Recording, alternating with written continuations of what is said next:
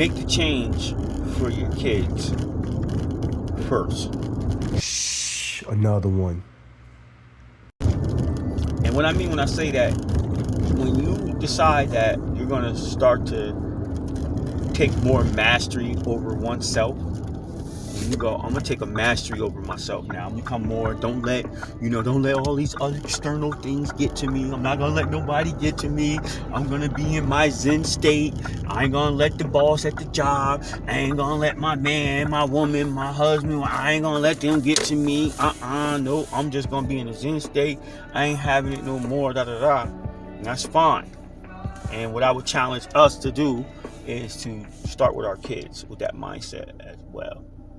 And I know kids, of course, have their challenges in, being who they are, they're being children. But have that mindset with them to pause back, work on not letting them get you out of your skin, work on them not getting you out of your comfort zone. Work on that. Work on better communication skills with them, using more your Zen-like state, which is going to cause you to use your words and be more verbal and talk to people rather than cursing people out, right? So with your children, it's the same concept. Start to have the same amount of patience that you're going to have for other people. Have for them at first. Practice on them. Let them be the so-called guinea pigs, per se. You know what I mean? And I know that's not normally used in a good sense, but in this sense, you get the kids get all the better practice. It's no better than a person at your job, your boss getting all of that. Your boss get on your nerves, whatever, don't want to be there, or you do, whatever the case may be, and you're allowing them to have patience and have patience with them, and then your loved ones, you don't exert that same patience. Don't have them eat up all your energy or patience there, where then you don't have no at home to give, and give it to the ones who deserve it the most. So that would be best practice and good practice to start with your kids in your Zen-like state, working on responding versus them reacting to them when something go awry or something you don't like. Learn how to just respond to what you're seeing, what you don't, versus reacting to it. That's a good place to start. Another good place to start when you're dealing with situations like that is always ask yourself, how are you feeling in the moment? Constantly check in with yourself. How are you feeling? Constantly do that, and let that be the first question you ask yourself in dealing with your children is, how am I feeling right now? Maybe if I'm frustrated, if I'm mad over here, I got this displaced anger going on over here, and this is going on right here, then I'm frustrated. I'm annoyed. I'm angry. I'm upset.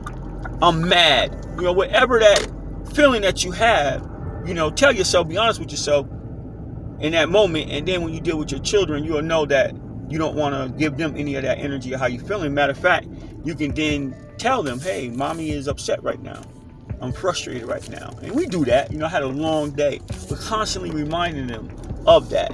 I had a long day. Mommy had a long day. I'm not feeling right now. Sometimes they can be your best allies when they know how you're feeling.